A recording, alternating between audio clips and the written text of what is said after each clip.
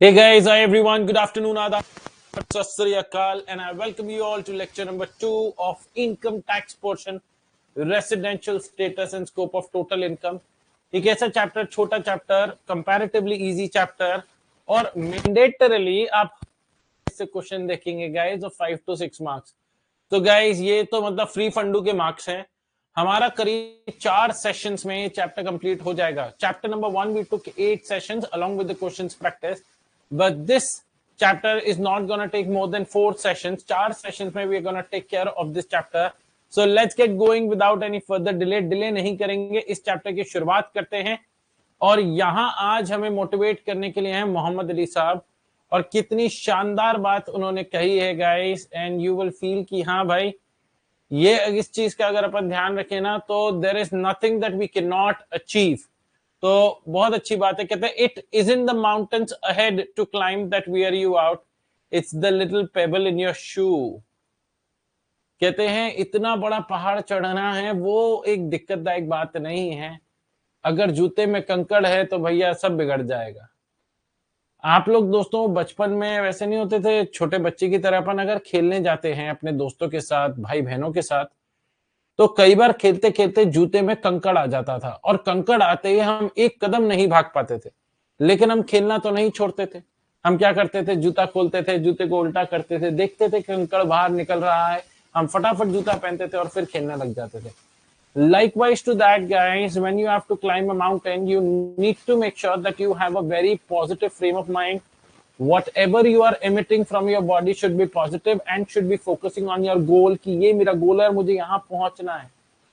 rather than हो पाएगा कि नहीं हो पाएगा, अरे इतनी सारी प्रॉब्लम्स है, अरे मुझे करना है, then it becomes difficult, then it becomes almost next to impossible to reach out to your target. It's okay to have plan B, but it's not okay to doubt your abilities. तो please make sure that वो little pebble in your शू कभी भी ना हो. और अगर आए भी दिमाग में कभी ऐसे नेगेटिव थॉट आए भी तो उन्हें फटाफट गायब कर दीजिएगा guys, and start focusing back on to your goal. All right guys, so with that little motivation, let's get going with this chapter guys. Residential status and scope of total income. इस chapter का purpose जान लेंगे guys आज. और आज हम लोग focus करेंगे डिटर्मिनेशन ऑफ रेसिडेंशियल स्टेटस में. Residential status in case of an individual which is the most important, and this is gonna almost take 2 sessions. तो अगर residential status of an individual हो गया तो समझ लेना हाथी निकल गया इस चैप्टर का दोस्तों. अब से पूछ रह जाएगी. लेकिन सबसे पहले यह समझना जरूरी है कि why this chapter, what is the purpose of this chapter. तो सरकार ने इस चैप्टर को बनाने का पर्पस ये था कि हर एक इंसान, B it individual, HUF, company, firm, उनको एक टैग दिया जाएगा वेदर दे आर रेसिडेंट और non resident. Depending upon that उनकी इनकम हिंदुस्तान में कैलकुलेट करी जाएगी. और अगर वो रेसिडेंशियल स्टेटस नहीं निकाला तो इनकम कैलकुलेट नहीं कर सकते, और जब तक इनकम कैलकुलेट नहीं करोगे तो टैक्स लायबिलिटी कैसे कैलकुलेट करोगे. तो if you guys could recall, जो हम लोगों ने सेक्शन 4 किया था ना, जिसमें हम लोगों ने टोटल इनकम निकाला था, तो टोटल इनकम में मैंने पहले 5 हेड्स लिखे थे और लास्ट में उसके ऊपर एक एरो मार के लिखा था टोटल इनकम जो आप कंप्यूट करते हो, it depends upon the residential status. बचपन की एक कहानी सुनाता हूं, छोटी सी स्टोरी सुनाता हूं, उसके थ्रू और बेटर क्लैरिटी आएगी. लेट्स से आप अपने दोस्तों को लेकर अपने घर पे पहुंचे और पास में ही गार्डन था या घर के बिल्कुल जुड़ा हुआ गार्डन था, वहां आप क्रिकेट खेलने चले गए. आप फील्डिंग कर रहे हो, आपका एक दोस्त बॉलिंग कर रहा है, एक बैटिंग कर रहा है. बैटिंग करने वाले ने जोर से मारा और घर का शीशा टूट गया. अब हुआ क्या, ना आपने बॉलिंग करी ना आपने बैटिंग करी, आपसे फील्डिंग कर रहे थे. लेकिन अगर आपकी मम्मी आएंगी तो सबसे पहले कूटेंगी आपको, ए नालायक, शीशा तोड़ दिया, अभी पापा आएंगे तो तेरी पिटाई करेंगे. क्यों भाई, आप क्या ये कह के बच सकते हो, मम्मी मैंने तो ना बॉलिंग करी ना बैटिंग करी. नहीं, मम्मी सबसे पहले आपको ही डांटेंगी, दोस्तों को तो बाद में डांटेंगे. भाभी जी को बुलाऊं मैं, अभी दूसरी बार हो रहा है ये जो तुम लोग शीशा तोड़ चुके हो. नहीं, कितनी बार रिपेयर कराएं बेटा, समझा करो. होता है कि नहीं. जैसे ही दोस्तों से बात करते हैं मम्मी का थोड़ा सा पिच गिर जाता है और तुम्हारी तरफ देखते ही मम्मी और खूंखार हो जाती है. ऐसा क्यों? क्योंकि मम्मी का आज तुम्हारे ऊपर कंट्रोल ज्यादा है. वैसे ही सरकार हमारे को यहां पर चेक करना चाहती है कि किसका कंट्रोल किस पर मतलब मोदी जी का कंट्रोल किस पर जाता है। जिस पे ज्यादा कंट्रोल है, जिस पे ज्यादा कंट्रोल है, उसकी ज्यादा इनकम को हिंदुस्तान में टैक्सेबल किया जाएगा, क्योंकि भाई तू तो अपने ही घर का है, तू तो अपना ही आदमी है। ऑलराइट गाइस, और जिस पे कम कंट्रोल है उस पे फिर सरकार कम टैक्स लगवा पाएगी या कम इनकम को टैक्सेबल कर पाएगी। तो जिस पे ज्यादा कंट्रोल है उसे अपन इजी लैंग्वेज में रेसिडेंट बोलेंगे, और जिस पे कम कंट्रोल है उसको नॉन रेसिडेंट बोलेंगे। अब ऐसे कम कंट्रोल और ज्यादा कंट्रोल को अपन कैसे पैरामीटर्स में बांटेंगे, that is what we are here for, वही हमें यहां पे सीखना है। तो कहते हैं residential status is a tag given to every person depending upon his stay और control and management in India. आप हिंदुस्तान में कितने दिन रुके हो, जैसे अगर एक स्टे देखा जाता है दोस्तों, तो यहां पर बेसिकली देखा जाता है कि इंडिविजुअल का, इंडिविजुअल क्योंकि वो हिंदुस्तान में कितने दिन रहा, इंडिविजुअल चलता फिरता इंसान है, एक नेचुरल पर्सन है। लेकिन कंट्रोल एंड मैनेजमेंट कहां मैटर करता है दोस्तों, इन case of a company, in case of partnership firm, in case of every artificial person. AP मतलब आर्टिफिशियल पर्सन के केस में क्या ऐसे बोल सकते हो, कंपनी ना ये दिल्ली में रह रही थी, वो लक्ष्मी नगर है ना, वो लक्ष्मी नगर से बगल में लगता है गीता कॉलोनी है, वो गीता कॉलोनी में रहती है कंपनी। अच्छा, दिन में क्या खाया, आलू की सब्जी और मटर पनीर। क्या दोस्तों कंपनी खाना खा रही थी है? उसके बाद जो गैस हुई ना दिन में आलू खाने के बाद, क्या बताया राठी जी। तो in that case, in that scenario दोस्तों, ये जो कंपनी होती है ये आर्टिफिशियल पर्सन होती है, तो इन दैट केस उनका इंडिया में स्टे चेक नहीं किया जा सकता, इसीलिए उनका कंट्रोल एंड मैनेजमेंट देखा जाता है। Residential status needs to be computed as it is a necessity to calculate total income of an assessee. जब तक आप रेसिडेंशियल स्टेटस नहीं निकाल पाएंगे तब तक आप टोटल इनकम नहीं निकाल सकते। Therefore, total income of an assessee cannot be computed unless we know his residential status in India during the previous year. आप प्रीवियस ईयर की इनकम निकालते हो तो आप प्रीवियस ईयर का ही रेसिडेंशियल स्टेटस निकालोगे। Residential status has to be computed every year, मतलब एक बार निकालने से हमेशा के लिए रेसिडेंट हो गया, ऐसा नहीं है। Every year income is computed, every year you are liable to tax on the income of the previous year, then every year you will have to compute the residential status. It is only on the basis of residential status that your income will be computed. तो income compute करने से पहले हमें सामने वाले का क्या जानना जरूरी है, रेसिडेंशियल स्टेटस जानना जरूरी है। तो is everybody ready to rock and roll to calculate residential status, to determine residential status? हाँ जी, आ जाओ भाई। Residential status in case of an individual, section 6(1). Okay guys, सबसे ज्यादा इंपॉर्टेंट, जैसे मैंने बताया, ये आप लोग लिखना भी चालू कर दीजिए गाइस। क्वेश्चन आंसर्स आप लोगों को लिखने की जरूरत नहीं है, only you will have to solve out with me. If I ask you to solve out a particular question, then of course you will have to write it down. Residential status of an individual, जिसमें सरकार ने under section 6(1) they have given you 2 conditions which we easily call it as, for the purpose of convenience, we call it as basic conditions. So there are 2 basic conditions. You have to satisfy any one of the 2 basic conditions, and if any one of the 2 basic conditions is satisfied, then you will be termed as a resident. आपको as a resident मान लिया जाएगा। An individual shall be resident in India if he satisfies any one of the 2 basic conditions given below. There are 2 conditions, उसमें से कोई सी भी एक condition satisfy करो और आपको भारत देश का रेसिडेंट मान लिया जाएगा। पहला, individual is in India for 182 days और more during the previous year.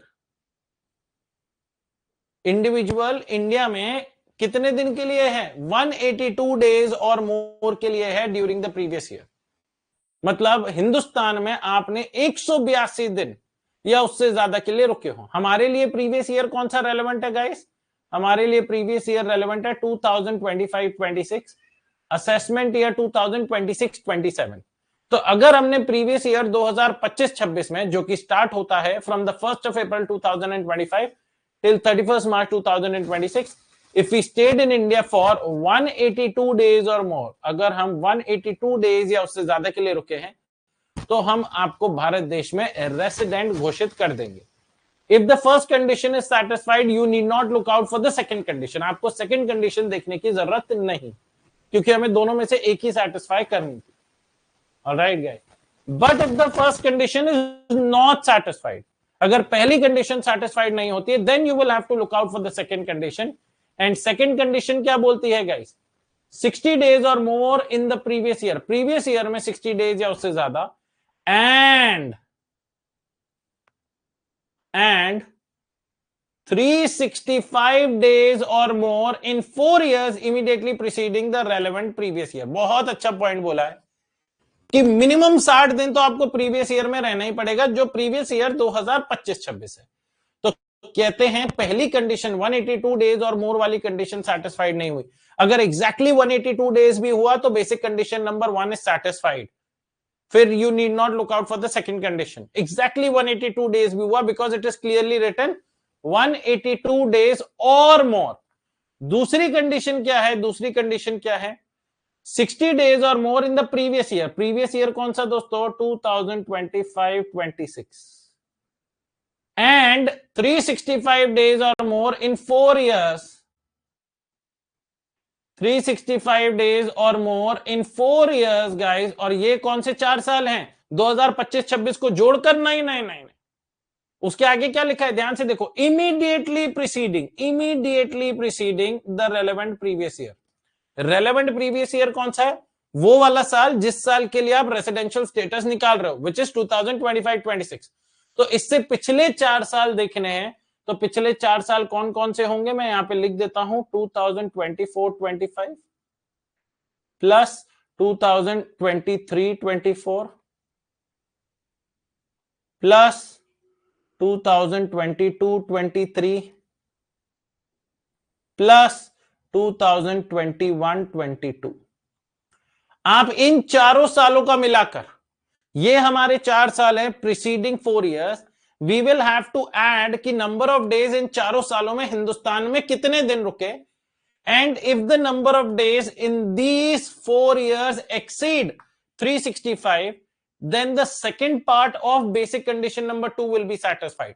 तो बेसिक कंडीशन नंबर 2 के 2 हिस्से हैं, दोनों के दोनों हिस्से सेटिस्फाइड होने चाहिए, इस चीज का ध्यान रखना। जो हमारी बी कंडीशन है उसके 2 हिस्से हैं, पहला 60 days or more in previous year 2025-26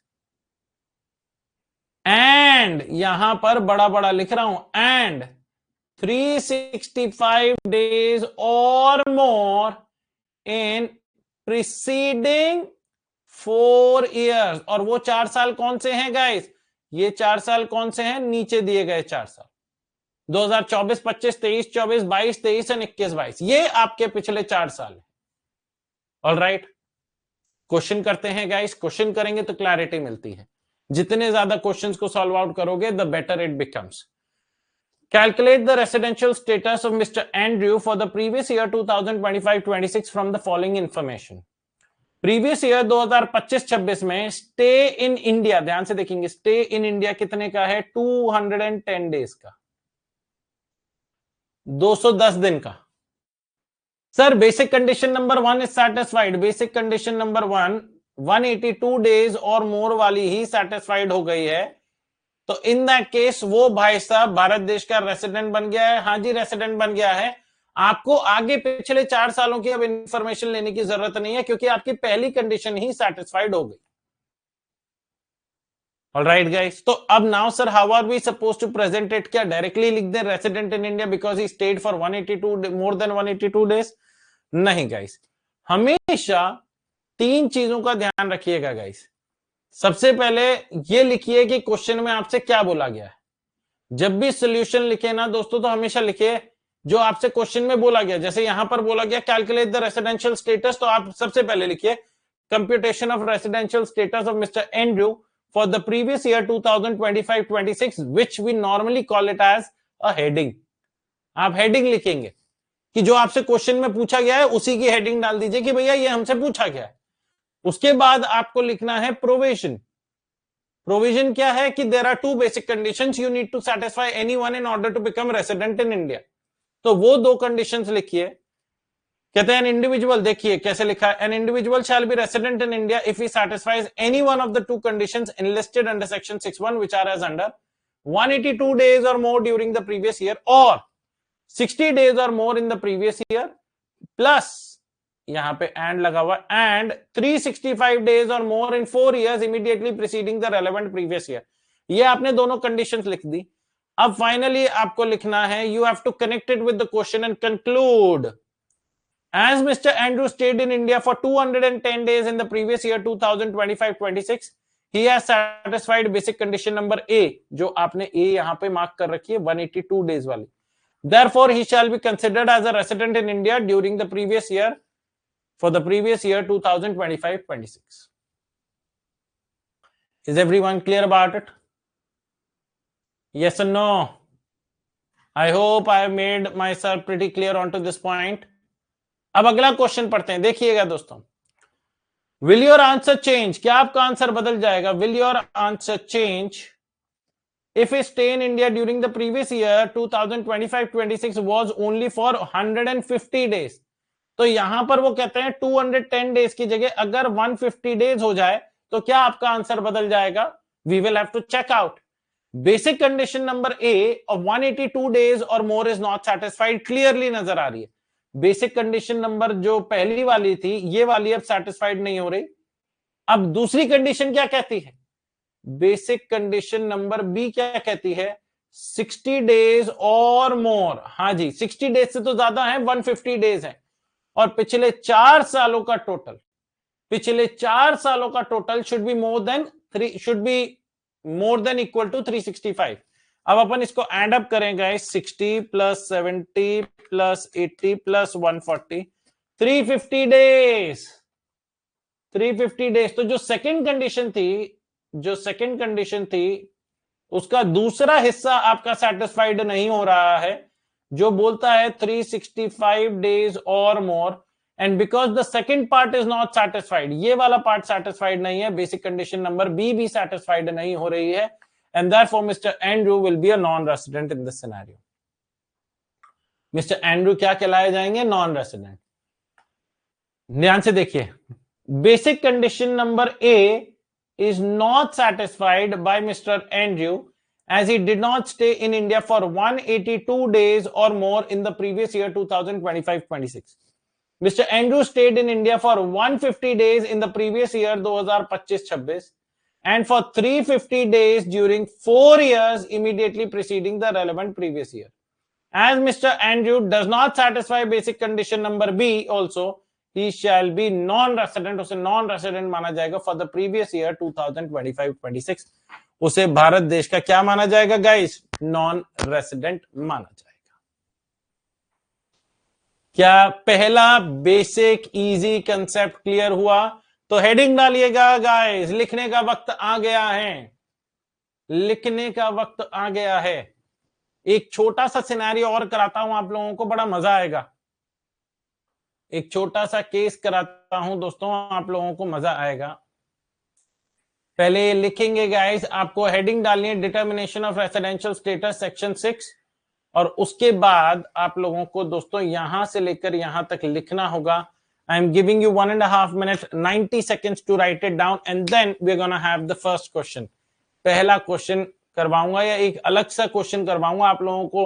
अभी तक तो कितना इजी था, सामने वाले ने क्वेश्चन में ये बता दिया the number of days you stayed, but what if he tells you कि आप इंडिया इस दिन आए और इस दिन इंडिया से बाहर गए, फिर इस दिन आए, फिर इस दिन बाहर चले गए, then you will have to calculate the number of days you stayed in India। तो बहुत सोच समझ के अगला वाला जो सिनेरियो बनेगा ना, बड़ा ट्रिकी सा सिनेरियो बनेगा, and you guys are gonna enjoy that. तो फटाफट करिए गाइस।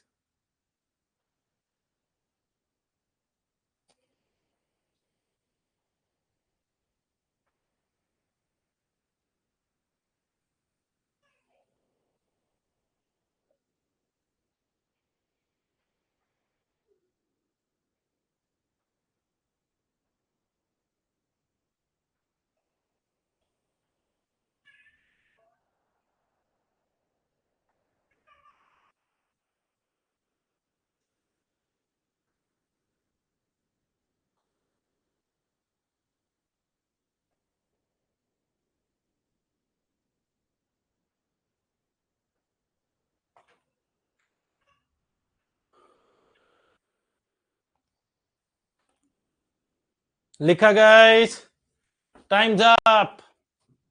आ जाओ भाई, अब क्वेश्चन करते हैं, बहुत शानदार क्वेश्चन गाइस, आ जाओ।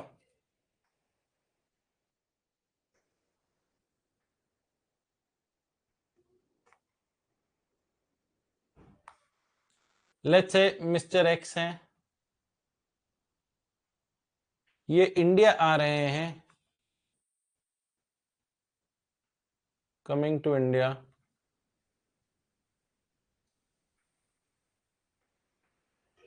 फॉर द फर्स्ट टाइम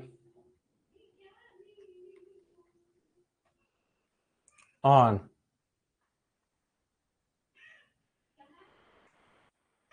हाँ जी, फर्स्ट टाइम इंडिया आ रहे हैं गाइस। इधर देखिएगा,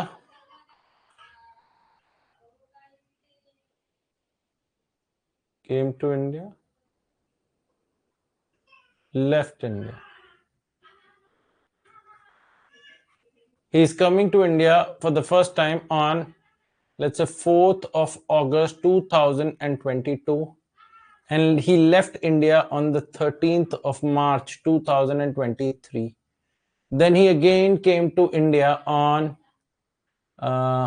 16th 11 2023 and stayed in India till the 15th of April 2024.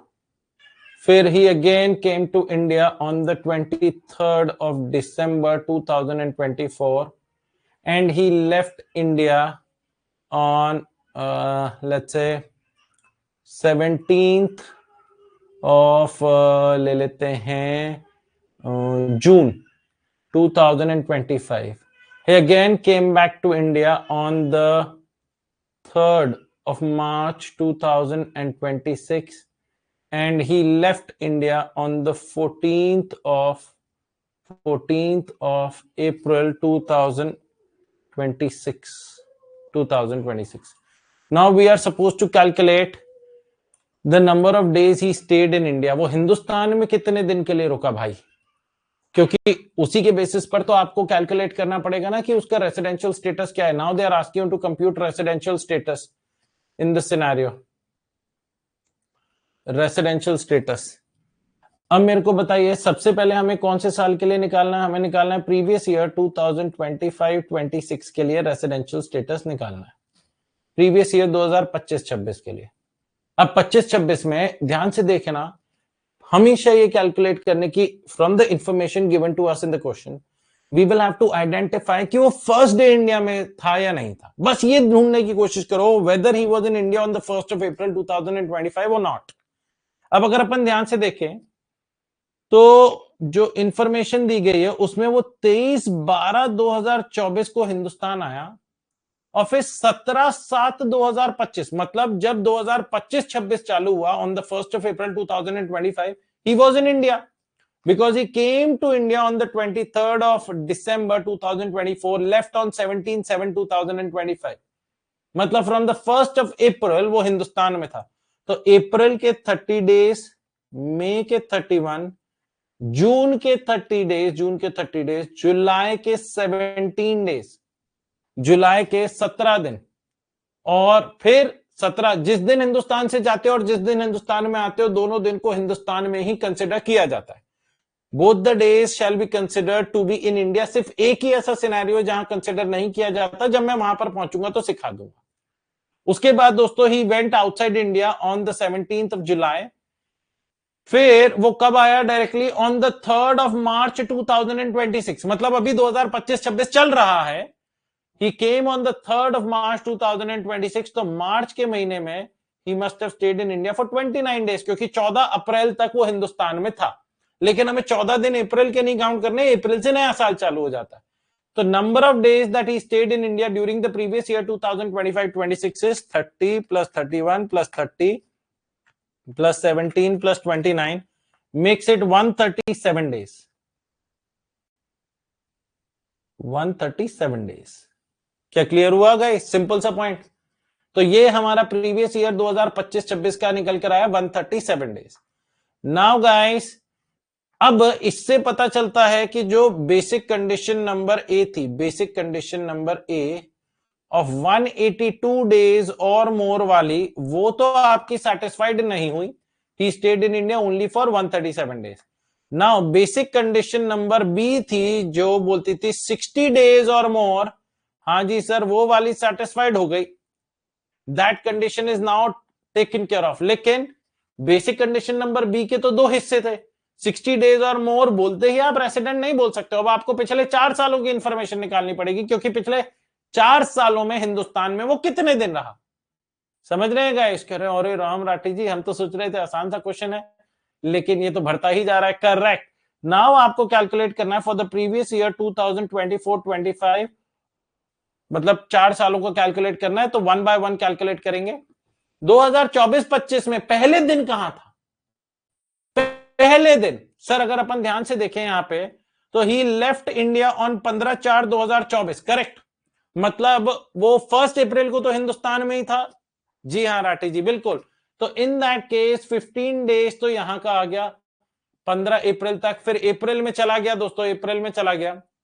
फिर वो डायरेक्टली दिसंबर में आया. दिसंबर 23 तारीख को. दिसंबर 31 डेज का होता है. तो 23, 24, 25, 26, 27, 28, 29, 30, 31, 9 दिन दिसंबर के, 9 डेज दिसंबर के.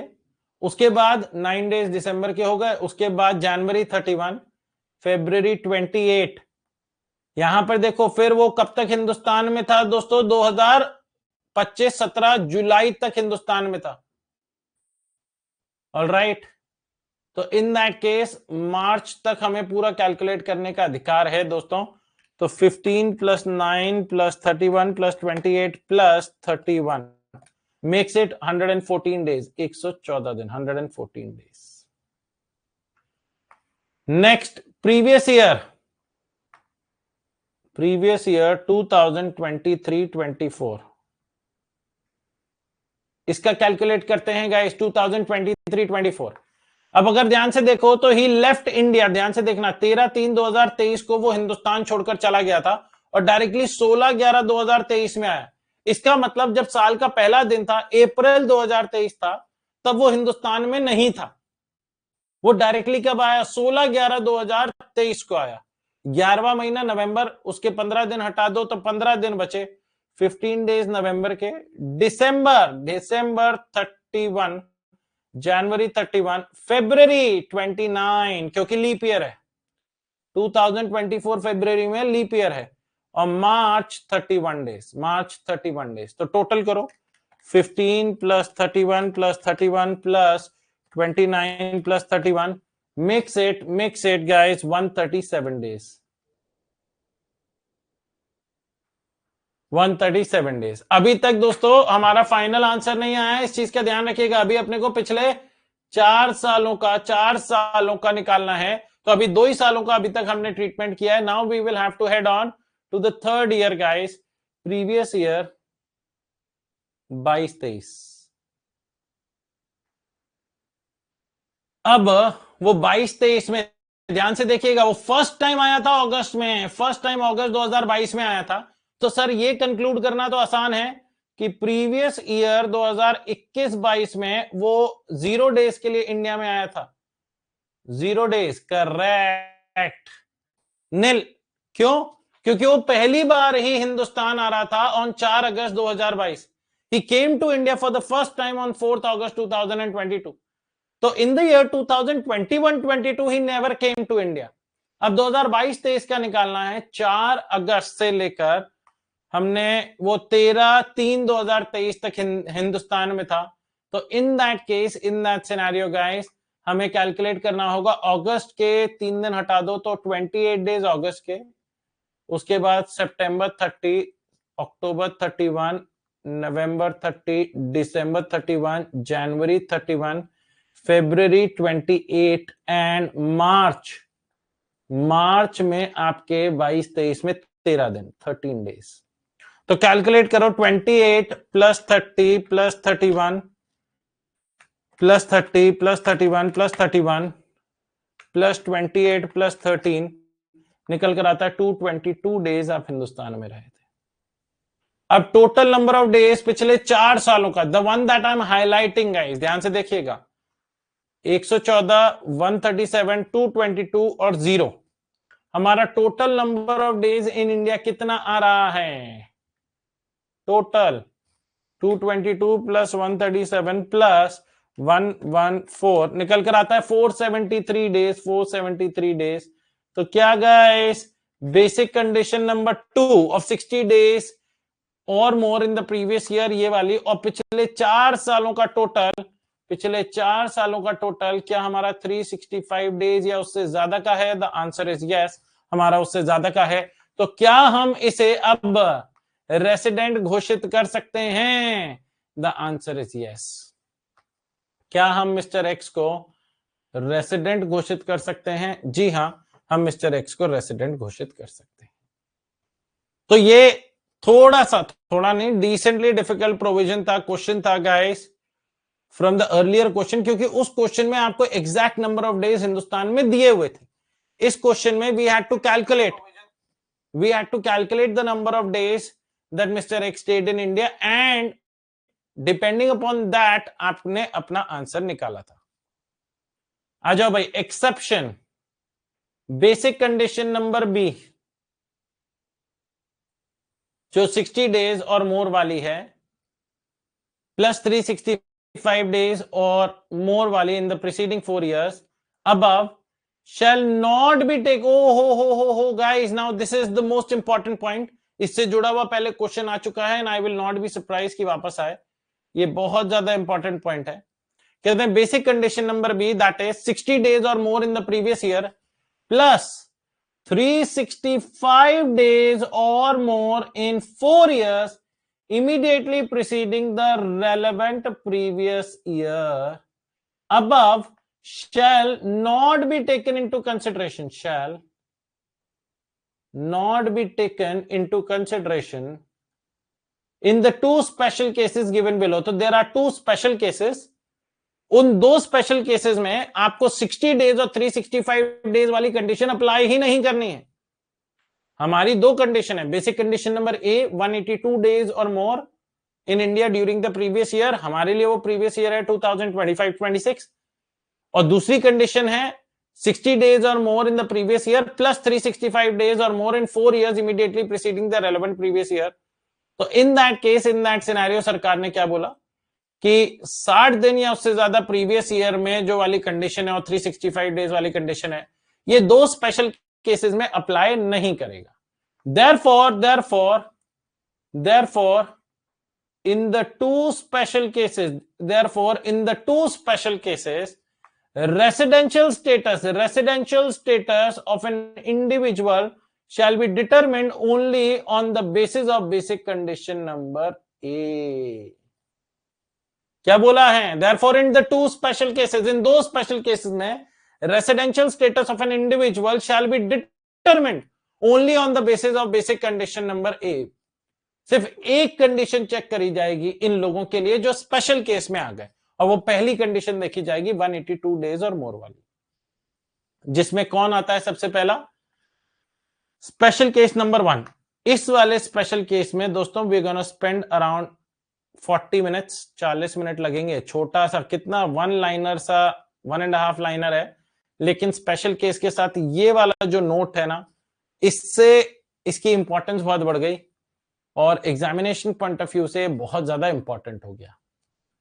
स्पेशल केस नंबर 1 में कवर करता है एक इंडियन सिटीजन, या तो आप भारत देश के नागरिक हो या पर्सन ऑफ इंडियन ओरिजिन, मतलब आपके सोर्सेस, रूट्स इंडिया से जुड़े हुए हैं, who being outside India, generally आप आउटसाइड इंडिया रहते हो, comes on a visit to India during the previous year। आप हिंदुस्तान आए हो for the purpose of visit, मतलब एक इंडियन सिटीजन और पर्सन ऑफ इंडियन ओरिजिन जो जनरली आउटसाइड इंडिया ही रहता है, उसका काम बाहर है, परिवार बाहर है, XYZ रीजन की वजह से वो बाहर रहता है, लेकिन वो हिंदुस्तान भी आता है, हिंदुस्तान में भी उसके परिवार है, दोस्त हैं, यार हैं, तो he comes to India for the purpose of visit.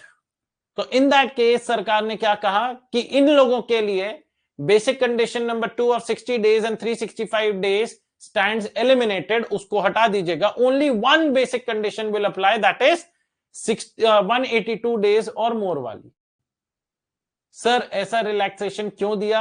क्योंकि इन लोगों को हिंदुस्तान वापस बुलाना चाहती है सरकार। सरकार कहती है अगर कोई परिवार से अपने मिलने आया, लेट्स से अगर मैं आज आउटसाइड इंडिया चला जाता हूं काम के पर्पज से, बट मेरी फैमिली हिंदुस्तान में है, माँ बाप हिंदुस्तान में ही है, अब I am very connected to my family, तो मैं हर साल 100 दिन के लिए हिंदुस्तान आता था, अपने माता पिता के पास रहता था, हिंदुस्तान थोड़ा उनको घूमता था, अपने दोस्तों यारों से मिलता था, 100 दिन के लिए हिंदुस्तान आता था।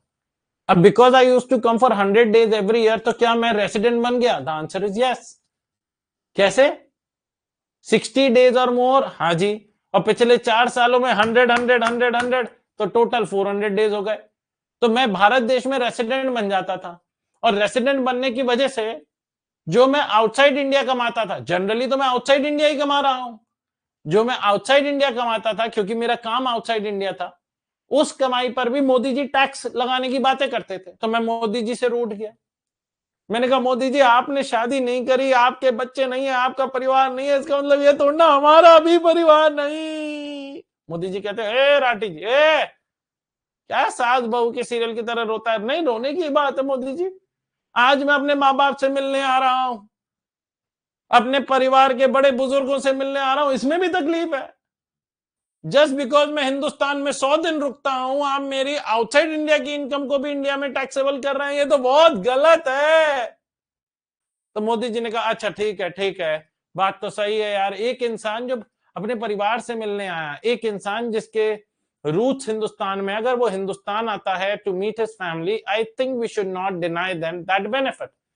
तो सरकार ने कहा कि भाई साहब आपके लिए हमने स्पेशल केस नंबर 1 बनाया है, और आपको 60 days और 365 days वाली कंडीशन चेक करने की जरूरत नहीं है। आप भारत देश में रेसिडेंट कब बनोगे? जब आप 182 days या उससे ज्यादा के लिए रुकोगे। तो इसीलिए स्पेशल केस नंबर 1 आया। अब इधर देखेंगे, पहले ये जो 2 एरो बने हुए हैं इनको पढ़ते हैं नीचे। ये जो 2 हाथ बने हुए हैं ऐसे, कहते हैं a person is deemed to be of Indian origin, जिसे अपन पीओआई बोलते हैं, person of Indian origin, person of Indian origin. तो कहते हैं a person is deemed to be of Indian origin if he और ईदर ऑफ हिज पेरेंट्स और grand parents were born in undivided India. India divide कब हुआ था sir? 15 अगस्त 1947 में। किससे सर? पाकिस्तान से। करेक्ट। तो एक नया देश बन गया था पाकिस्तान, और हमारा देश तो है ही हिंदुस्तान। तो सरकार ने कहा या तो आप खुद, या आपके माता पिता, या आपके grand parents, sir grand parents भी तो 2 होते हैं ना सर, दादा दादी और नाना नानी, सारे इन 7 लोगों में से, सर 7 कैसे हुए? देखो इधर देखना, ये तो आप सेल्फ, खुद, मम्मी पापा, मम्मी के साइड से नाना नानी, और पापा के साइड से दादा दादी। तो टोटल कितने लोग हुए दोस्तों? काउंट करो, 1 2 3 4 5 6 7। अगर इन 7 में से एनीवन, कोई भी, anyone born in undivided India, undivided India, तो दोस्तों आपको क्या मान लिया जाएगा? पर्सन ऑफ इंडियन ओरिजिन मान लिया जाएगा, क्योंकि पर्सन ऑफ इंडियन ओरिजिन के लिए, पर्सन ऑफ इंडियन ओरिजिन को स्पेशल केस नंबर 1 में डाला गया है। इसीलिए यह समझना जरूरी है कि पर्सन ऑफ इंडियन ओरिजिन है कौन। तो पर्सन ऑफ इंडियन ओरिजिन मतलब या तो वो खुद, या उसके पेरेंट्स, या grand parents, both paternal maternal, paternal पापा के साइड से दादा दादी, मेटर्नल मम्मी के साइड से नाना नानी, इनमें से कोई भी एक जना, कोई भी एक जना अनडिवाइडेड इंडिया में पैदा हुआ हो, that is before 15 August 1947 in India, Pakistan और बांग्लादेश। कहां पैदा हुए हो दोस्तों? हिंदुस्तान, पाकिस्तान या बांग्लादेश में पैदा हुए हो। Everyone clear about it? Everyone clear about it? तो कहते हैं person is deemed to be of Indian origin if he और ईदर ऑफ हिज पेरेंट्स और grand parents were born in undivided India, that is before 15th August 1947 in India, Pakistan और Bangladesh. Grand parents include both paternal and maternal parents. Next, Indian citizenship depend करती है according to the citizenship act, लेकिन हमारे intermediate syllabus में Indian citizenship act हमें नहीं पढ़ना है. तो आपको ये वाली चीज तो क्वेश्चन में दी जाती है, mister x N Indian citizen, mister why a foreign citizen. ये आपको क्वेश्चन में क्लियरली बताया जाएगा. नहीं पढ़ना है, इस चीज का ध्यान दीजिएगा. Indian citizenship can be obtained if any person is born in India or spouse is an Indian citizen or other conditions of the Citizenship Act are satisfied. All right, guys. Everyone, आ जाओ भाई. अब question number 3 करेंगे, then we will head on to this वाला however वाला. ठीक है ना? ये वाला however आता ही बहुत इंटरेस्टिंग हो जाएगा. But first question number 3. The more questions we do, the better it becomes. कहते हैं Mrs Yuri is a foreign citizen, Indian citizen नहीं है. ठीक है जी. Since 2004 she comes to India for 105 days every year. 2004 से वो हिंदुस्तान हर साल 105 दिन के लिए आती हैं. Find out her residential status for the previous year 2025-26 if Yuri was born in Karachi which is Pakistan on 19th August 1946. इधर ध्यान से देखिएगा. सर यूरी अनडिवाइडेड इंडिया में पैदा हुई है, correct. And because sir Yuri undivided India में पैदा हुई है, तो यूरी यहां पर बन गई POI, person of Indian origin, correct. And because वो पर्सन ऑफ इंडियन ओरिजिन बन गई, जो बेसिक कंडीशन नंबर 2 थी ऑफ 60 days प्लस 365 days वाली, वो एलिमिनेट हो गई, करेक्ट. ये एलिमिनेट हो गई. Sir basic condition number 1 of 182 days वो सेटिस्फाई नहीं कर रही है. क्यों? सर वो तो हिंदुस्तान में सिर्फ 105 days के लिए रुकी है. तो इन दिस केस पहले वाला सिनेरियो का आंसर क्या आएगा? Non resident. Everyone clear about it? Next, Yuri's grandfather. अब सेकंड सिनेरियो है गाइस, इसका पहले केस से कोई लेना देना नहीं है. There are 3 different scenarios, 3 different cases जिनका आपको आंसर करना है. Yuri's grandfather was born in Dhaka on 18th April 1941. Sir family कुछ ज्यादा जल्दी इवॉल्व नहीं हो गई. 1941 में दादा हुए, 1946 में यूरी हो गए हैं. 2-3 साल के मम्मी पापा थे यूरी के. दोस्तों मैंने इसीलिए बोला कि सेकंड केस का फर्स्ट केस से कोई लेना देना नहीं है. तो please focus on the information given to you. Sir Dhaka ये बांग्लादेश में आ गया. सर बांग्लादेश ये भी अनडिवाइडेड इंडिया का हिस्सा था, और वो भी 15th August 1947 से पहले का. तो sir again Yuri is a person of Indian origin. Then basic condition number 2 stands eliminated. तो in that case फिर से answer is non-resident. All right. And last case guys, last case. Yuri is not a person of Indian origin. Not a person of Indian origin. इसका क्या मतलब है दोस्तों? अब उन्होंने बोल दिया कि ये पीओआई नहीं है, पर्सन ऑफ इंडियन ओरिजिन नहीं है. इसका मतलब यह है, और क्वेश्चन में क्लियरली बोला गया है कि वो फॉरेन सिटीजन है, मतलब वो इंडियन सिटीजन भी नहीं है. इसका मतलब क्या है कि वो स्पेशल केस में नहीं आती, क्योंकि स्पेशल केस में सिर्फ 2 ही लोग आते हैं. या तो आप इंडियन सिटीजन होने चाहिए, यूरी नहीं है क्योंकि क्वेश्चन में क्लियरली बोला है कि वो फॉरेन सिटीजन है, या फिर आप पर्सन ऑफ इंडियन ओरिजिन होने चाहिए, जो क्वेश्चन की इंफॉर्मेशन के हिसाब से उसमें लास्ट केस में बोल दिया कि वो पर्सन ऑफ इंडियन ओरिजिन भी नहीं. मतलब she does not fall in special case number 1. And because she does not fall in special cases, क्या यूरी के लिए दोनों कंडीशंस चेक करी जाएंगी, basic condition number 1 as well as basic condition number 2? The answer is yes, दोनों conditions check करी जाएंगी. Basic condition number 1 182 days और मोर वाली वो सेटिस्फाई नहीं कर रही, और basic condition number 2 60 days or more, हाँ जी, plus 365 days or more in 4 years. क्या वो सेटिस्फाई कर रही है? हाँ जी, 105 डेज के लिए एवरी ईयर आ रही है, तो टोटल 420 डेज के लिए she has stayed in India, and because she is satisfying the second basic condition of 60 days and 365 days, क्या वो भारत देश की रेसिडेंट बन गई है? In third scenario the answer is yes, वो रेसिडेंट बन गई। अच्छा पॉइंट था ना गाइस, अच्छा पॉइंट था, इधर ध्यान से देखिएगा। An individual shall be resident in India if he satisfies any one of the two conditions enlisted under section 6(1), which are as under: पहला, 182 days or more during the previous year, 182 days or more during the previous year, or 60 days or more in the previous year, and 365 days or more in 4 years immediately preceding the relevant previous year. All right guys, immediately preceding the relevant previous year. हाँ जी guys, ये हम लोगों ने क्या लिख दिया? ये हम लोगों ने क्या लिख दिया दोस्तों? ये हम लोगों ने लिख दिया आपके क्या बोलते हैं, द प्रोविजन। ये हम लोगों ने प्रोविजन लिख दिया है guys. Now moving on to further, if the individual falls, ध्यान से देखिएगा गाइस, अब ये स्पेशल केसेस लिख रहा हूं मैं। If the individual false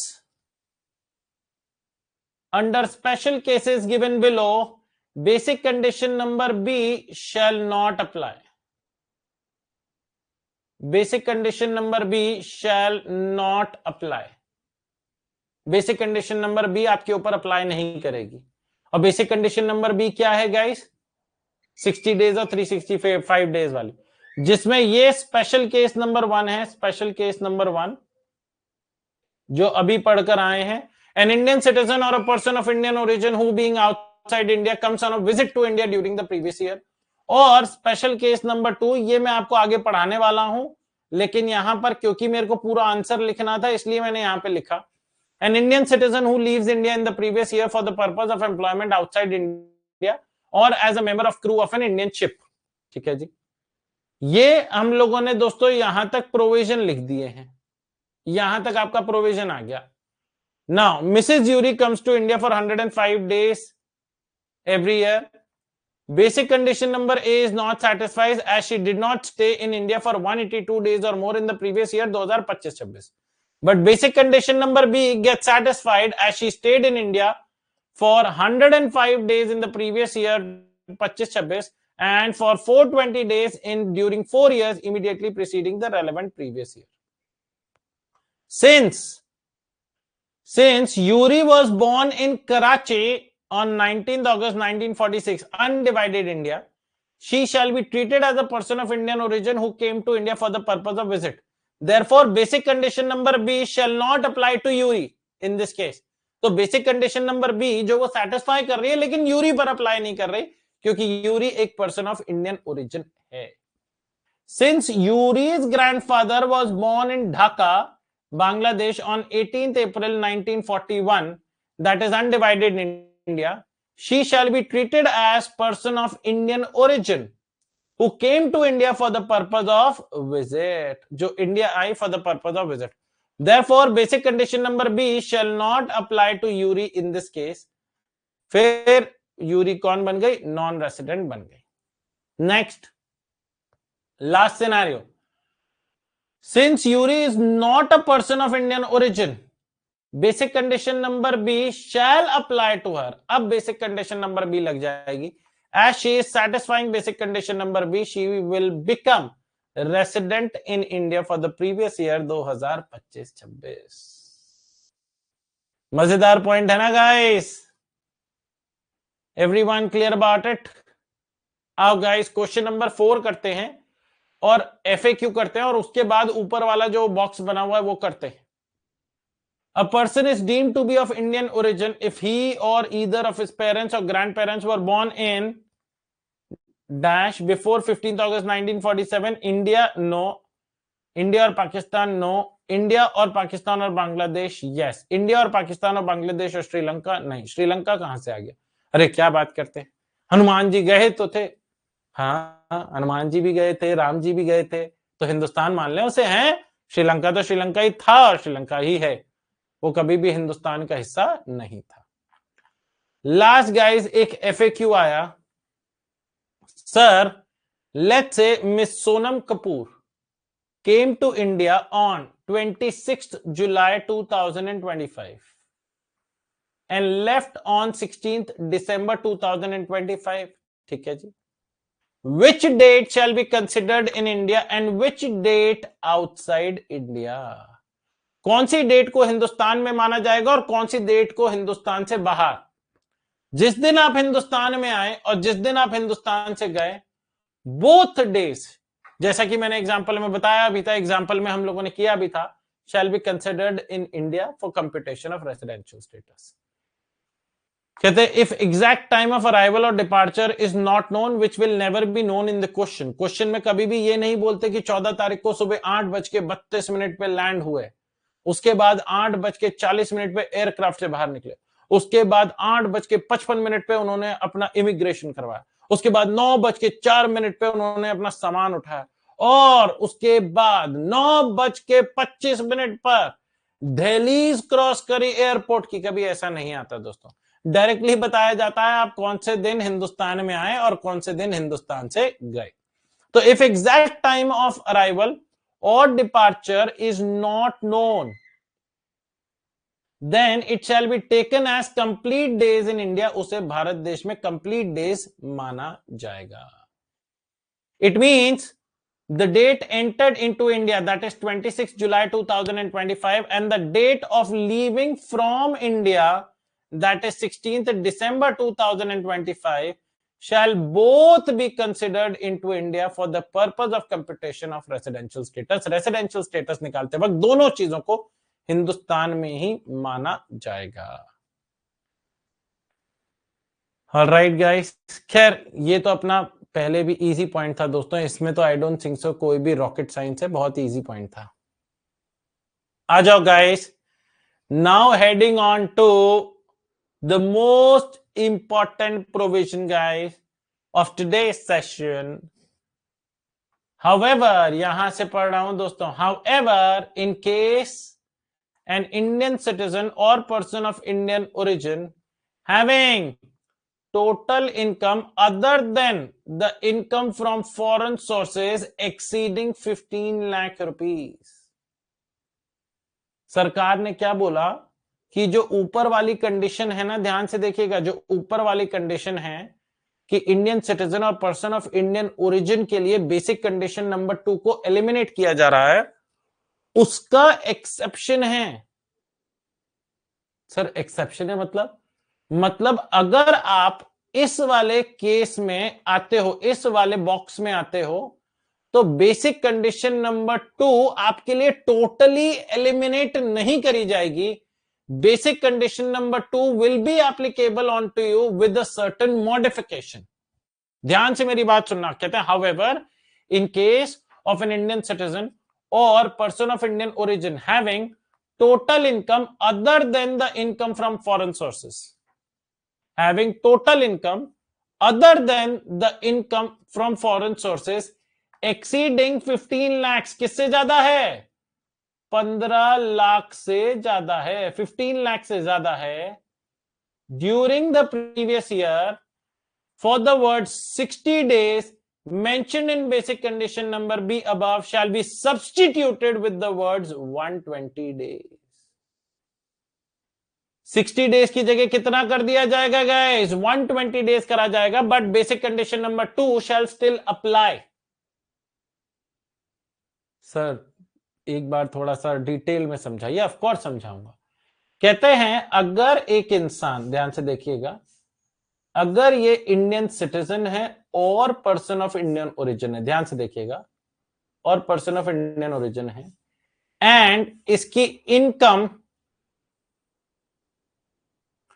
other than foreign sources, OTFS, other than foreign sources, मतलब इसकी income from Indian sources, Hindustan से कमाई गई इनकम, अगर इसकी 15 लाख रुपए से ज्यादा, एग्जैक्टली 15 लाख नहीं, 15 लाख से ज्यादा है, अगर एक इंडियन सिटीजन या फिर पर्सन ऑफ इंडियन ओरिजिन जिसकी income other than foreign sources की इनकम हटा दो, इंडियन सोर्सेज की इनकम देखनी है, और अगर इंडियन सोर्सेज की इनकम 15 लाख रुपए से ज्यादा की निकली, तो इसके लिए आप basic condition number 2, basic condition number जो बी है, वो आप एलिमिनेट मत करना, उसमें मॉडिफिकेशन कर देना। और मॉडिफिकेशन क्या करा कि 60 डेज की जगह कितना कर दिया, 120 डेज।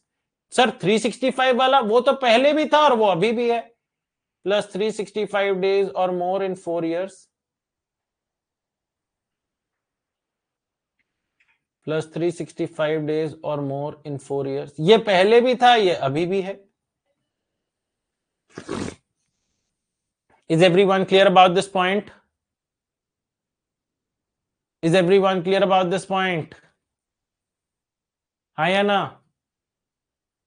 तो सरकार ने क्या बोला कि अगर एक इंडियन सिटीजन है या फिर पर्सन ऑफ इंडियन ओरिजिन है जिसकी income other than foreign sources income 15 lakh से ज्यादा की हुई, तो उसके लिए बेसिक कंडीशन नंबर बी को एलिमिनेट नहीं करना। तो सर मतलब अब बेसिक कंडीशन नंबर बी पूरी चेंज ही हो गई है, 60 की जगह 120? ना ना ना मेरे लाले, कैसी बातें कर रहा। 60 डेज वाली भी अभी भी कंडीशन एप्लीकेबल है इन सर्टेन केसेस। कुछ केसेस में 120 डेज वाली है और कुछ केसेस में दोनों ही अप्लाई नहीं करेंगी। अरे राठी जी दिमाग खराब हो रहा है, कौन से में कौन सी अप्लाई होगी? अभी मैं 3-4 अलग अलग केसेस कराऊंगा, उसके थ्रू आपको क्लैरिटी मिलेगी, इसलिए घबराना मत। इधर ध्यान से देखिएगा guys, in this case the second basic condition shall be that individual is in India for 120 days or more in the previous year, जो हमारे लिए previous year 2025-26 है, 2025-26, plus 365 days or more in the 4 years immediately preceding the relevant previous year, मतलब पिछले 4 सालों में 365 days और more। आ जाओ भाई, income from foreign sources, income from foreign sources का क्या मतलब है? कहते हैं it means income which accrues, मतलब अर्न्ड और अराइजेज आउटसाइड इंडिया। तो हमें फॉरेन सोर्सेस की इनकम नहीं लेनी है, हमें दुनिया भर की इनकम को नहीं जोड़ना है, हमें फॉरेन सोर्सेस की इनकम को इग्नोर करना है, हमें वो वाली इनकम देखनी है जो हिंदुस्तान के थ्रू है।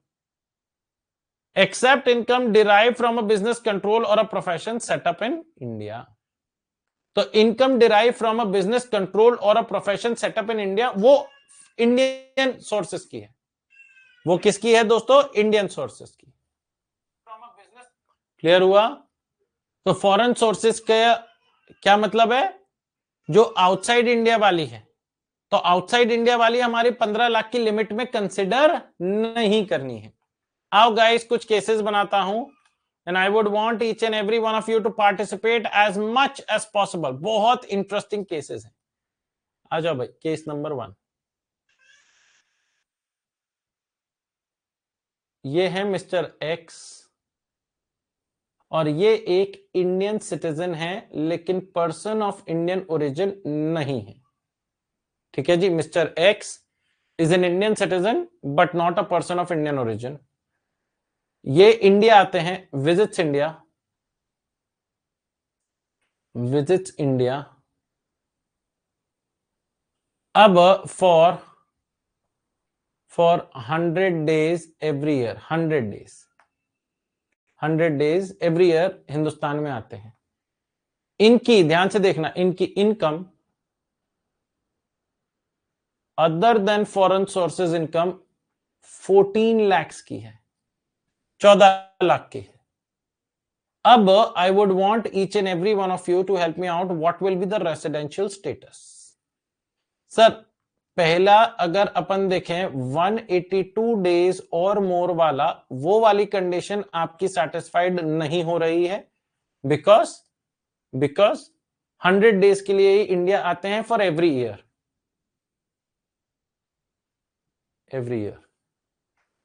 और पिछले 10 सालों से ऐसा कर रहे हैं। अब दूसरी कंडीशन क्या बोलती है, ध्यान से देखिएगा। दूसरी कंडीशन क्या इनके ऊपर अप्लाई करेगी, सोचो, पहले सोचो। सर देखते हैं ना दूसरी कंडीशन।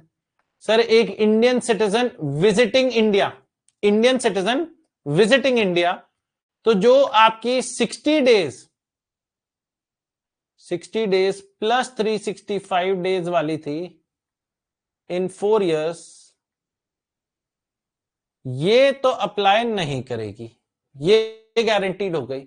अब depending upon income from other than foreign sources which is 14 lakh, 15 lakh से ज्यादा की नहीं है, 15 लाख से ज्यादा की नहीं है। तो इन दैट केस क्या 120 डेज और मोर प्लस 365 डेज इन 4 इयर्स वाली भी क्या अप्लाई करेगी? द आंसर इज नो, ये भी अप्लाई नहीं करेगी।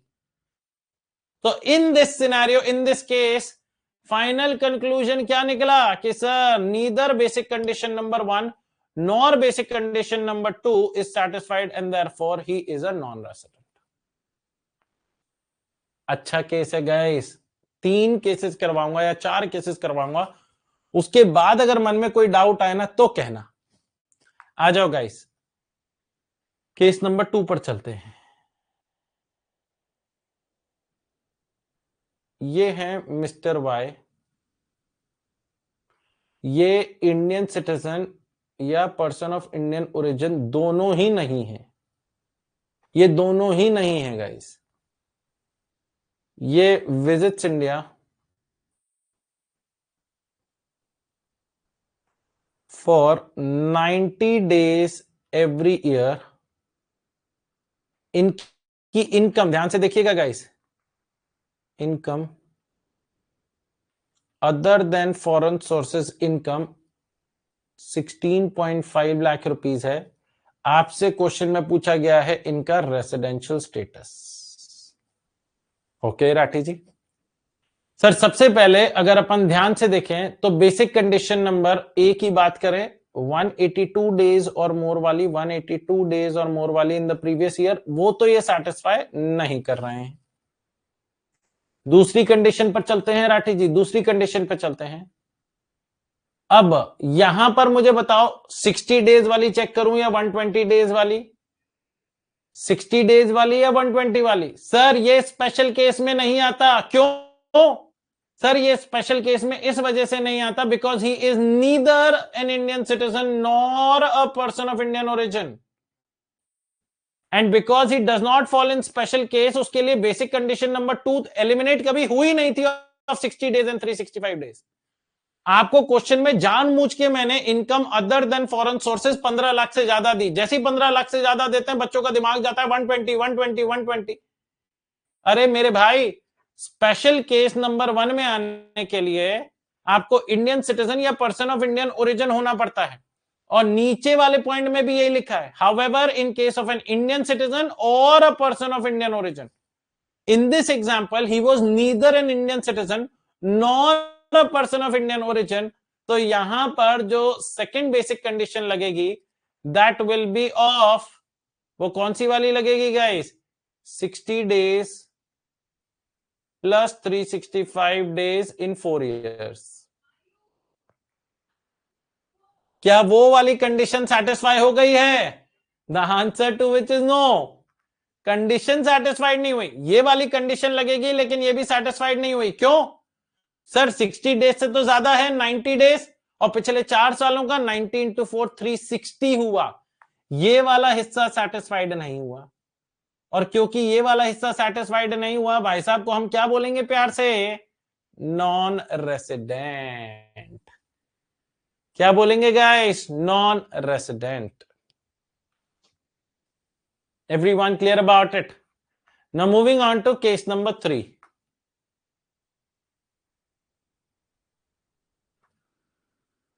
Mr. Z,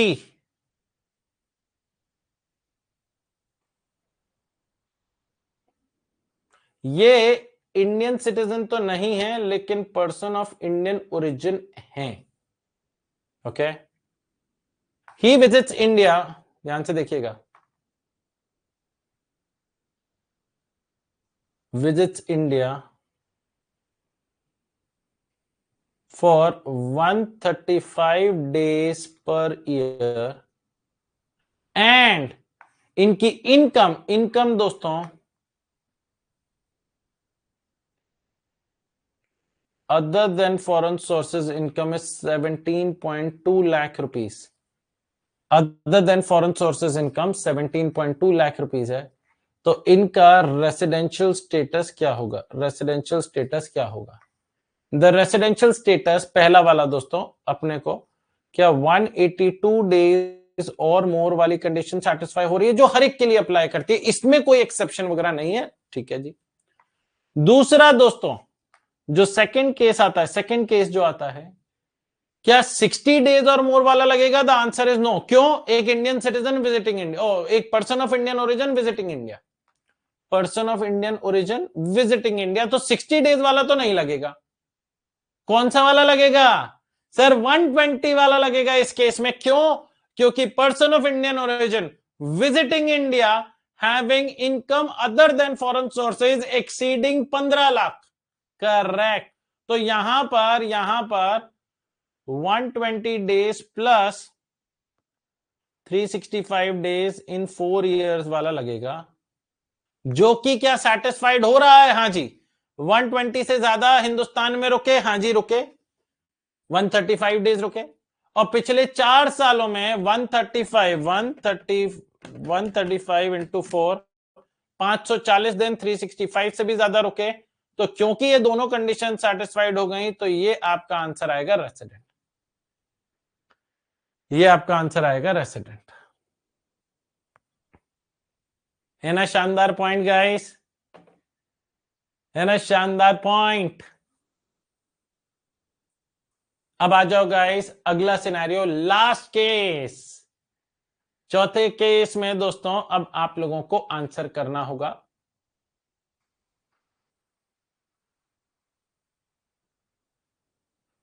यह है मिस्टर ए, ये Indian citizen as well as person of Indian origin दोनों हैं, विजिट करते हैं, विजिट्स इंडिया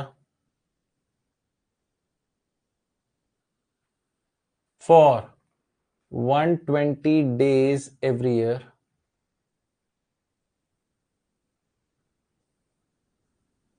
एक 120 दिन के लिए हर साल इंडिया विजिट करते हैं। इनकी income other than foreign sources 16.1 lakh rupees है। रेसिडेंशियल स्टेटस बताइए गाइस। सर इजी हो गया अब तो हमारे लिए। क्यों भैया, कैसे इजी हो गया? कहते हैं सर थर्ड और फोर्थ केस में कोई ज्यादा बड़ा फर्क नहीं है, बस इतना ही है कि ये इंडियन सिटीजन है, ऊपर इंडियन सिटीजन नहीं था, यहाँ पे इंडियन सिटीजन भी है। बाकी तो सर 15 लाख से ज्यादा की इनकम है, Indian citizen, person of Indian origin visiting India, तो इन दैट केस 120 और 365 डेज वाली कंडीशन यहां पर अप्लाई करेगी, which is being now satisfied. ठीक है भाई, ये वाला फिर इसको थोड़ा सा चेंज करते हैं, इसको ना 15 लाख कर देता हूं, एग्जैक्टली 15 लाख, 15 लाख। अब बताओ, अब सर चेक करना पड़ेगा। ए 182 डेज और मोर वाली दोस्तों which is not satisfied, clearly नजर आ रहा है, हम सिर्फ 120 दिन के लिए हिंदुस्तान आते हैं हर साल। दूसरी कंडीशन क्या है? The second condition guys, 60 days और मोर वाली लगेगी? The answer is no. 60 days और मोर वाली वैसे ही एलिमिनेट हो जाएगी जिस टाइम आप ये देखोगे कि या तो आप इंडियन सिटीजन हो या पर्सन ऑफ इंडियन ओरिजिन हो, विजिटिंग इंडिया कर रहे हैं, उसी टाइम एलिमिनेट हो जाएगी। अब 120 डेज वाली क्या यहां पर अप्लाई करेगी? 120 डेज वाली क्या यहां पर अप्लाई करेगी? 120 डेज और मोर वाली प्लस 365 डेज और मोर इन 4 इयर्स, क्या ये अप्लाई करेगा? The answer to which is no. ये अप्लाई क्यों नहीं करेगा? ये अप्लाई ही नहीं करेगा। ऐसा नहीं है कि ये सेटिस्फाइड नहीं हो रहा है, सेटिस्फाइड हो रहा है, लेकिन ये अप्लाई नहीं करेगा। मैंने ऐसे काटो, ये अप्लाई क्यों नहीं करेगा? क्योंकि income other than foreign sources income should exceed 15 lakh, 15 lakh से ज्यादा का होना चाहिए, 15 लाख से ज्यादा का होना चाहिए। Everyone clear about it? And therefore in this scenario the answer will be non-resident. Answer will be non resident. अब अगर पहले वाला केस देखना, पहला वाला केस, अगर मैं पहले वाले केस में 14 लाख की जगह अगर मैं 19 लाख कर दूं तो क्या आपका आंसर बदल जाएगा?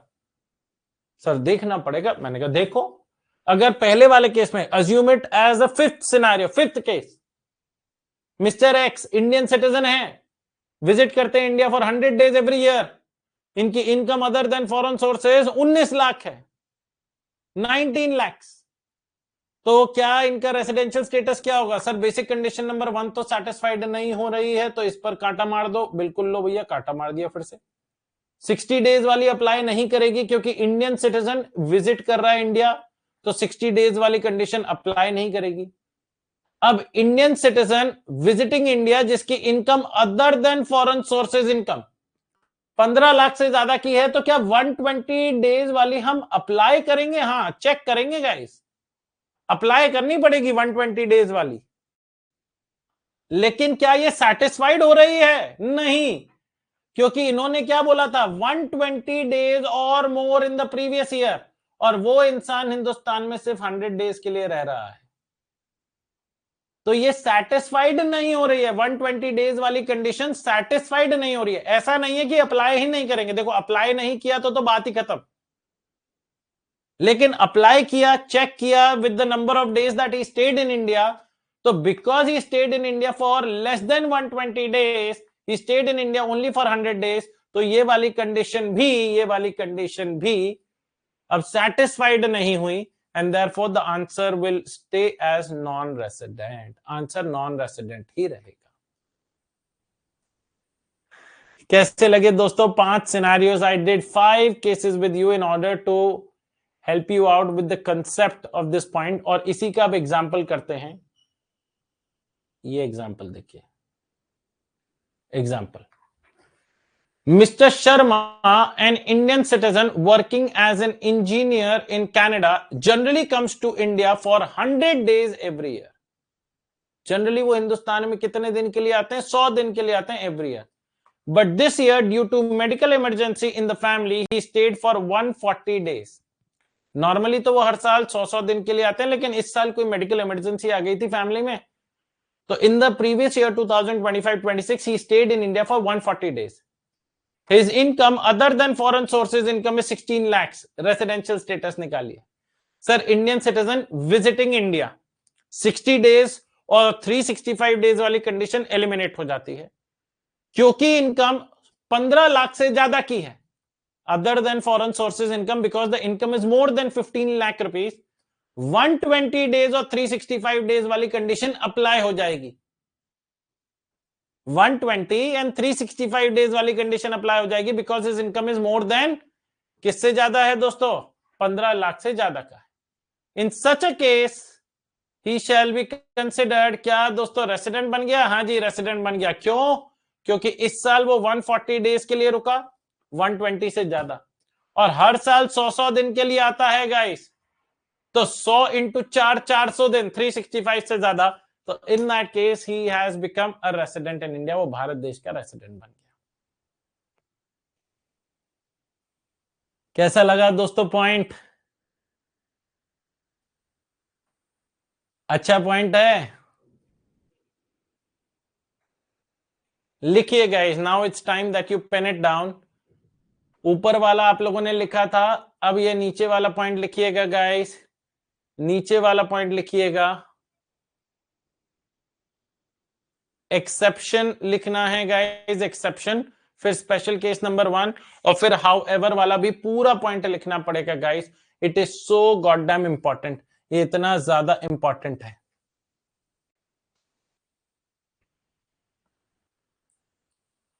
Giving you 2 minutes to write it down guys. लिखिए, 2 मिनट देता हूं आप लोगों को लिखने के लिए।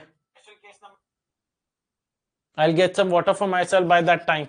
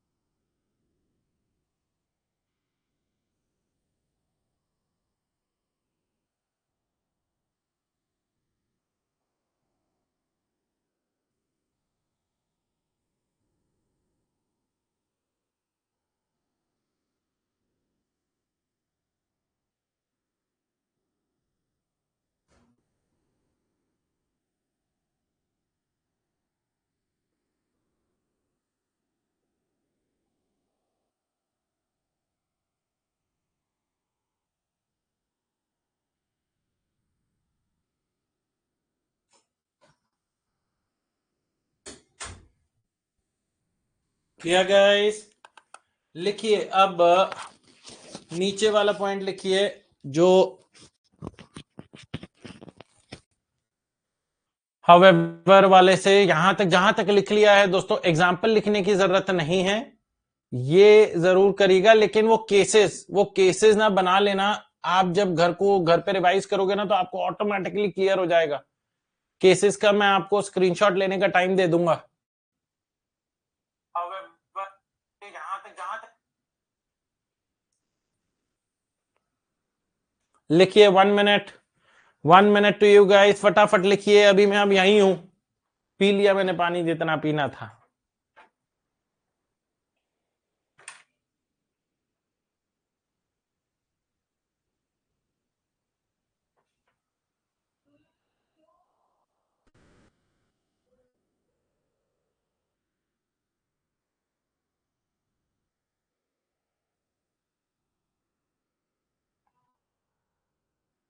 एवरीवन लिखा? इस पॉइंट को पूरा लिखना है।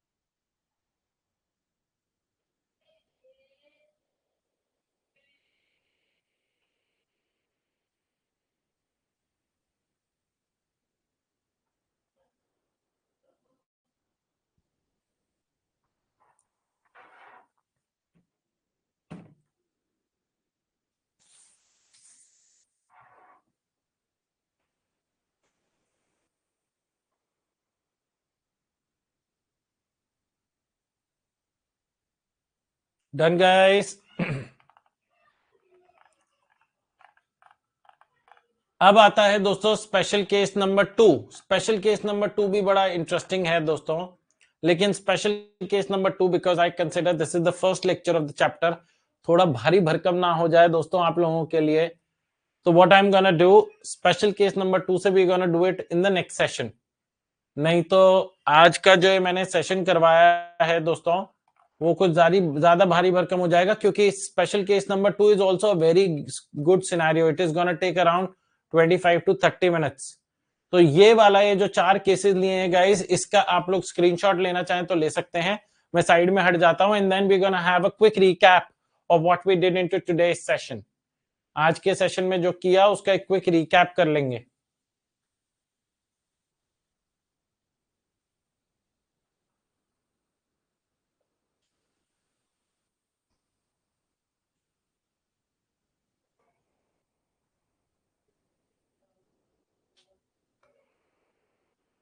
ले लिया स्क्रीनशॉट?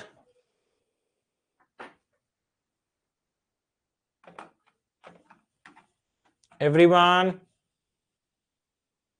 चलो जी, आज हम लोगों ने सीखा दोस्तों कि सबसे पहला रेसिडेंशियल स्टेटस निकालने की क्या जरूरत है, because without determining the residential status you will never be able to determine the total income, then it becomes impossible to compute the tax liability. Then we first head on to computation of residential status of an individual, in which there are 2 conditions. You will have to satisfy any one of the 2 conditions in order to become a resident in India. पहली condition बोलती है 182 days और more during the previous year, previous year में 182 days या उससे ज्यादा के लिए रुके हों। और दूसरी कंडीशन बोलती है 60 डेज और more in the previous year में 60 डेज या उससे ज्यादा, प्लस 365 डेज और more in 4 years immediately preceding the relevant previous year. Previous year में 2025-26 में 60 दिन या उससे ज्यादा, और उससे पिछले 4 सालों में दोस्तों 365 डेज या उससे ज्यादा। ठीक है जी। अब इससे जुड़े हुए हमने कुछ क्वेश्चंस करे तो पता चला कुछ एक्सेप्शंस हैं बेसिक कंडीशन नंबर बी वाले 60 डेज और 365 डेज वाले में। तो कहते हैं basic condition number B that is 60 days और more in the previous year plus 365 days और more in 4 years immediately preceding the relevant previous year, वो अप्लाई नहीं करेगी in the 2 special cases given below. And 2 special cases में सिर्फ basic condition number 1 ही देखनी होगी, जिसमें पहला क्या पढ़ा था कि इंडियन सिटीजन या person of Indian origin who being outside India comes to visit, वो इंडिया आता है for the purpose of visit. However दोस्तों, इसमें एक छोटा सा सरकार ने एक इंपॉर्टेंट चेंज डाला था, जहां सरकार ने बोला कि अगर यही इंडियन सिटीजन और पर्सन ऑफ इंडियन ओरिजिन जो इंडिया आ रहा है for the purpose of visit, जिसके लिए हमने basic condition number 2 of 60 days and 365 days को हटा दिया है, अगर इस इंसान की इनकम हिंदुस्तान से, income other than foreign sources income 15 lakh से ज्यादा की है, मोर देन 15 लाख, तो बेसिक कंडीशन नंबर 2 अप्लाई करी जाएगी, लेकिन not with 60 and 365 days but with 120 and 365 days. तो ध्यान से फाइनल कंक्लूडिंग, अगर आप इंडियन सिटीजन या पर्सन ऑफ इंडियन ओरिजिन नहीं हो तो basic condition number B, basic condition number 2 60 days और 365 डेज वाली लगेगी। अगर आप Indian citizen or and person of Indian origin हो या इंडियन सिटीजन और पर्सन ऑफ इंडियन ओरिजिन हो एंड आपकी 15 लाख से ज्यादा की इनकम है अदर देन फॉरेन सोर्सेज, तो 120 एंड 365 डेज वाली कंडीशन अप्लाई होगी। 120 एंड 365 डेज वाली कंडीशन अप्लाई होगी। लेकिन अगर आप इंडियन सिटीजन हो या फिर पर्सन ऑफ इंडियन ओरिजिन हो और आपकी 15 लाख रुपए से या 15 लाख रुपए तक की income other than foreign sources है, तो आपकी एक भी basic condition number B apply नहीं होगी, ना 60 ना 120, सिर्फ basic condition number A apply होगी 182 डेज वाली। 182 डेज वाली तो खैर हर एक केस में अप्लाई करना ही है। इंडियन सिटीजन कौन है दोस्तों? जो इंसान हिंदुस्तान में पैदा हुआ हो, स्पाउस इंडियन सिटीजन हो, या other conditions of the citizenship act are satisfied which we are not supposed to study. Person of Indian origin कौन है? या तो वो खुद या उसके पेरेंट्स या grand parents, both paternal maternal, पापा साइड मम्मी साइड, दादा दादी नाना नानी, अनडिवाइडेड इंडिया में पैदा हुए हो। कहां पैदा हुए हो? Undivided India. इनमें से कोई भी एक जन अनडिवाइडेड इंडिया में पैदा हो। Is everyone clear about it? चलो जी गाइस, आज का सेशन यहीं तक। I hope you guys enjoyed the session. मिलेंगे एक छोटे से ब्रेक के बाद। कल करेंगे लेक्चर नंबर 2, जिसमें कंटिन्यू करेंगे with residential status of an individual, क्योंकि कल हमारा residential status of an individual खत्म हो जाएगा। तब तक अपना ध्यान रखें, मेहनत करते रहें, मिलते रहेंगे। बाय बाय, अलविदा एंड टेक केयर।